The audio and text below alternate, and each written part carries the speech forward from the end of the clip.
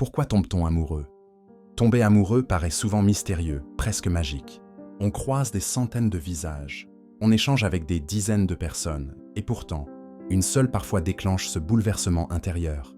Pourquoi? Qu'est-ce qui fait que l'on se sent irrésistiblement attiré par une personne plutôt que par une autre?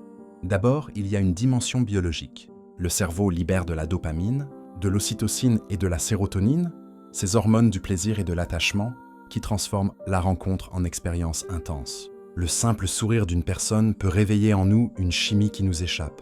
Mais réduire l'amour à une réaction chimique serait trop simple. Il y a aussi l'histoire personnelle. On est souvent attiré par ce qui fait écho à nos blessures, nos manques ou nos rêves. Certaines personnes nous rappellent inconsciemment une figure rassurante de notre enfance, ou au contraire réveillent un défi inachevé.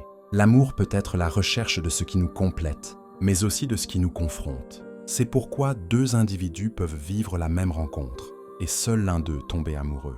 L'attirance naît aussi du mystère et de la différence, ce qui nous échappe attire. Une personne qui porte en elle un monde que nous ne connaissons pas, nous donne envie de le découvrir. L'amour n'est pas seulement fusion, il est curiosité. On ne tombe pas amoureux de ce que l'on maîtrise, mais de ce qui nous ouvre un horizon nouveau. Mais l'essentiel est ailleurs. On tombe amoureux quand on se sent vu, reconnu, accueilli tel que l'on est. Ce n'est pas seulement la beauté, ni l'intelligence, ni même les qualités objectives de l'autre qui déclenchent l'émotion, mais la manière dont il nous renvoie à nous-mêmes. L'amour naît de ce miroir singulier. Soudain, on existe autrement dans le regard de l'autre. Enfin, l'amour est aussi une question de timing. On peut rencontrer une personne idéale sans rien ressentir, simplement parce que ce n'est pas le moment.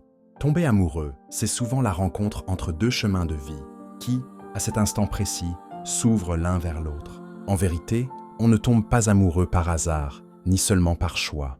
C'est un mélange de biologie, d'histoire intime, de mystère et de circonstances. Une alchimie fragile et imprévisible, qui fait que l'autre devient soudain unique, irremplaçable. Et c'est peut-être ce mystère qui rend l'amour si précieux, parce qu'il échappe toujours, au fond, à toute explication définitive.